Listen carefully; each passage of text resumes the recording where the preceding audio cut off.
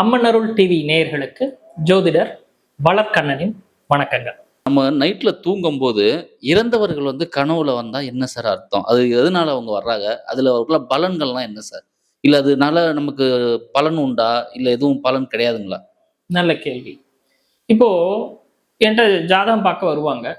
பார்க்கும்போது ஜோதிடர்னா என்ன பண்ணுவாங்க அப்படின்னா, நிறைய விதமான கேள்விகள் வரும். அதுல நீங்க கேட்ட கேள்வியும் ஒரு ரகம். ஐயா, எனக்கு இறந்தப்ப எங்க பெரியப்பா கனவுல வர்றாரு, இல்ல அப்பா வர்றாரு, மாமா வர்றாரு, என் குலதெய்வம் அழுகுது அப்படின்னு சொல்லிலாம் பல பேர் கேட்பாங்க, சொல்லுவாங்க. அப்போ அந்த சொல்றது உண்மையா இல்ல அவங்களுடைய கற்பனையா? இதுதான் அதனுடைய அடிப்படை.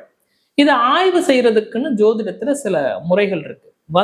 கேட்கிறவங்களுக்கு அன்னைக்கு பிரசனம் சார்ட் போடுவோம். சார்ட் போட்டுட்டு அதுல தெய்வாம்சம் அப்படின்னு சொல்லி சில பாவங்கள் இருக்கு. பிரசன ரீதியா பார்க்கும்போது அந்த தெய்வாம்சம் அப்படிங்கிற பாவம் ஸ்வப்ன பாவம் அப்படின்னு சொல்லி சார்ட்ல இருக்குங்க. அந்த சார்ட்ல தொடர்பு இருந்தா மட்டும்தான் அது தெய்வம் சொல்லக்கூடிய சங்கதி. இல்லைன்னா அது பெரும்பாலும் பீதியாகவும் அல்லது அவங்களுடைய கற்பனையாகவுமே இருக்கும். இப்போ இதுல இன்னொன்னு, அதுல எப்படி ஆராய்வாங்கிறது ஒரு பொதுவான விஷயத்த நான் சொல்றேன் வேணாம். அதாவது எப்படின்னா, எந்த நாள்ல அவங்களுக்கு அந்த கனவு வந்தது, எந்த நாளுடைய இரவு பொழுது அப்படின்னு சொல்லி முதல்ல கணிப்போம். அடுத்து என்ன பண்ணுவோம் அப்படின்னா, அவங்களுடைய இருப்பிடம் எப்படி இருக்கு, அருகாமையில என்ன இருக்கு, அது மாதிரி பார்ப்போம்.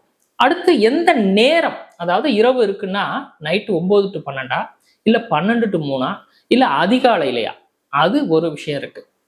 அப்போ ஒரு 9 to 12க்குள்ள நைட்டு அந்த கனவு வருது அப்படின்னா அது பலிதமாகிறதுக்கு ஒரு 10% தான் வாய்ப்பு. அதுக்கப்புறம் பாத்தீங்கன்னா 12 to 3, 4 இது மாதிரி வந்ததுன்னா அது ஒரு 20% தான் வாய்ப்பு.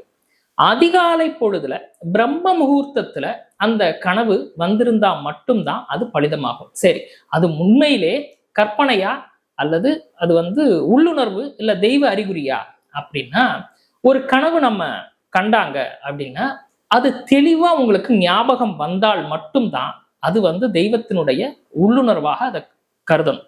அப்படி இல்லைன்னா அது பெரும்பாலும் கற்பனை அல்லது பீதி, அது மாதிரிதான் இருக்கும்.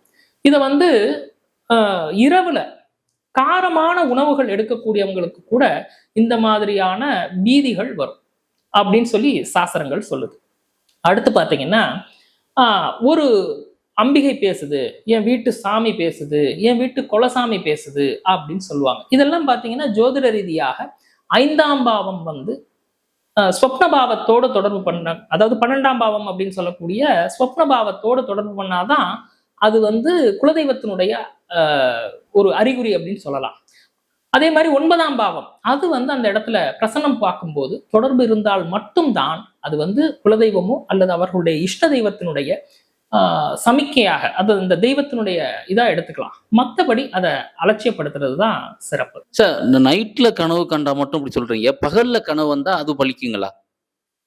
பகல் கனவுங்கிறதுக்கு அந்த அளவுக்கு இது கிடையாது சார். இன்னொன்னு என்னன்னா, இப்ப தெய்வம் பேசுது அப்படின்னு சொன்னா, தெய்வம் பேசுதுன்னு சொல்லி இது ஒரு விதமான உளவியல் கற்பனைன்னு கூட சொல்லலாங்க. அதாவது ஒரு ஸ்ட்ரெஸ் அப்படின்னு கூட சொல்லுவாங்க. தெய்வம் இருக்கு, ஒரு வீட்டுல தெய்வம் பேசுதுன்னா அந்த வீட்டுல உள்ள எல்லாருக்குமே அந்த கனவு வந்திருந்தால் மட்டுமே தான் அது முதல்ல தெய்வத்தினுடைய அறிகுறின்னே சொல்லலாம். அது எப்படி ஒருத்தருக்கு மட்டுமே தான் அனுகூலம் இருக்குமா? இப்ப குலசாமி பேசுதுன்னா அந்த வீட்டுல உள்ள எல்லாருக்கும் அதே கனவு வருதா அப்படின்னு பார்க்கணும். அப்ப எல்லாருக்கும் வந்ததுன்னா அது எடுத்துக்கலாம். மற்றபடி அது சில கற்பனையாக கூட இருக்கிறதுக்கு நிறைய வாய்ப்பு இருக்கு. சார், அதே மாதிரி இறந்தவர்கள் இல்ல தெய்வங்கள் நைட்ல கனவு காங்கும் போது ஒரு சில பேர் சொல்றாங்க அழுகுது அப்படிங்க, ஒரு சில பேர் சிரிக்குது அப்படிங்க. இதுல எதை நல்லதா எடுத்துக்கிறது, இதை எப்படி பாக்குறது? இப்போ ஒரு வீட்டுல இருக்கக்கூடிய, ஏற்கனவே சொன்ன மாதிரி தான், அங்க உள்ள எல்லாருக்குமே ஒரு இறந்த மனிதர், அங்க வாழ்ந்த மனிதர், அவங்களுடைய உறவுகள், தந்தையோ தாயோ யாரோ ஒருத்தவங்க அழுகிற மாதிரி இருந்தா இது என்ன அப்படின்னு சொல்லி ஜோதிட ரீதியா பார்ப்போம்னா, பிதர்கள் தங்களுடைய தோஷமா இருக்கும் அப்படிங்கிறதுக்கான அறிகுறின்னு சொல்லி நிறைய பேர் பயப்படுறாங்க. ஆக்சுவலி என்ன அப்படின்னா, பெரும்பான்மையான நபருக்கு அதே கனவு வரணும். ஒரு வீட்டுல இருக்கக்கூடிய பெரும்பான்மையான நபர்களுக்கு அந்த கனவு ஒண்ணு வரணும். அப்புறம் இந்த அழுகுற மாதிரி வருது, இதுக்கு என்ன பண்ணலாம், அதுதான் அவங்களுடைய அடுத்த கேள்வி.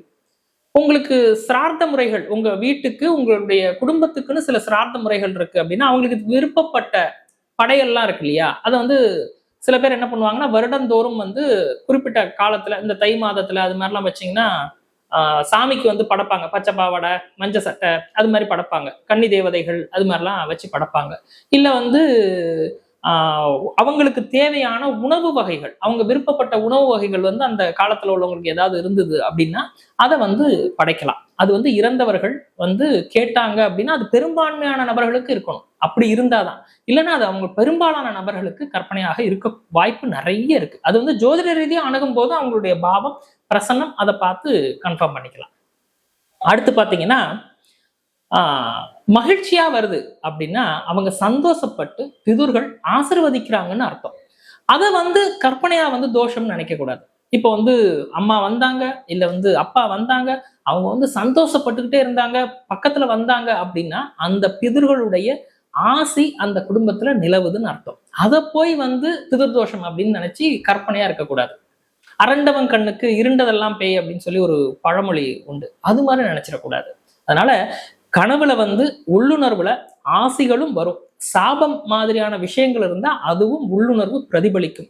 அந்த நேரத்தையும் அணுகணும். அது வந்து பொதுவான விஷயங்கள் தான் நம்ம இப்ப பேசணும். ஆனா ஒவ்வொரு மனிதனுக்கும் அந்த பிரசன்னம் பார்க்கும்போது தான் அதை உறுதிப்படுத்திக்க முடியும். அதே மாதிரி இறந்தவர்களுக்கு சாப்பாடு வைக்கும்போது அதை வந்து காகத்துக்கு தான் நம்ம சாப்பிட சொல்றோம். ஏன் மத்த பறவையெல்லாம் எதுவும் சாப்பிடாம ஏன் காகத்தை மட்டும் நம்ம கூப்பிட்டு பண்றோம்? நல்ல கேள்வி. நவகிரகங்கள்ல பாத்தீங்கன்னா பிதர்களுக்குன்னு பாத்தீங்கன்னா சனியினுடைய ஆதிக்கம் வந்து பாத்தீங்கன்னா அவர் வந்து அவருடைய அதிதேவதையா, சனியுடைய அதிதேவதை தான் யமன் அப்படின்னு சொல்லப்படுறது. அப்போ அவருடைய உலகத்துல இருக்கக்கூடியவங்களுக்கு எடுத்துக்கொள்வது வந்து ஜோதிட சாஸ்திர ரீதியா அதுக்கு வந்து ஒரு சாப்பாடு போடுவாங்க. எங்க போடுவாங்க? வீட்டில் இருக்கக்கூடிய மாடியில தென்மேற்கு பகுதியில அந்த உணவை வச்சு அவங்களுடைய மூதாதையர்களை எண்ணி அங்க வச்சு காகத்தை வந்து அழைத்து இதை வந்து பிதுர்களை எடுத்துங்க அப்படின்னு சொன்னா மட்டும்தான் அது அங்க போய் சேருங்கிறது ஜோதிட நம்பிக்கை. அதே சார் தென்மேற்குல வைக்கணுங்களா? மத்த இடத்துல எதுவும் வைக்க கூடாதுங்களா?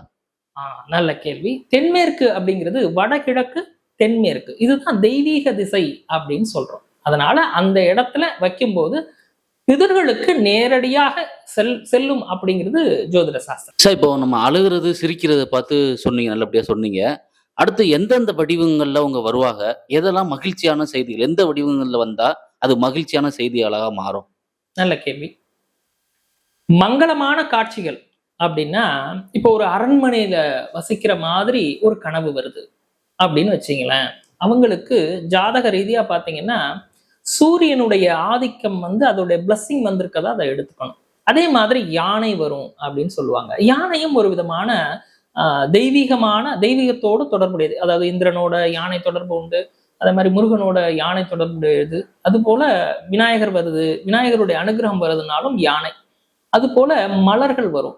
அது மாதிரி பூஞ்சோலைகள்ல வந்து பயணிக்கிற மாதிரியான கனவுகள் வந்ததுன்னா கூட உங்களுக்கு நல்ல செல்வம் வரப்போகுது அப்படின்னு அர்த்தம். அதே போல நீராடுற மாதிரி, அதாவது ஒரு அருவியில நீராடுற மாதிரி அல்லது ஒரு கடல் அலைகள்ல நீராடுற மாதிரி வந்ததுன்னா அந்த நீருடைய காட்சி வருது அப்படின்னா அது வந்து செல்வம் வருவதற்கான அறிகுறி. அதெல்லாம் இது போல பல விஷயங்கள் இருக்கு. இப்போ இதெல்லாம் வந்து அவங்களுடைய ஜாதகத்தையும் ஒப்பிடணும். அதே நேரத்துல இது வந்து நான் சொல்றது வந்து பொதுவான கனவு பலன்கள். சொப்ன சாஸ்திரத்துல இதெல்லாம் சொல்லப்பட்டிருக்கு.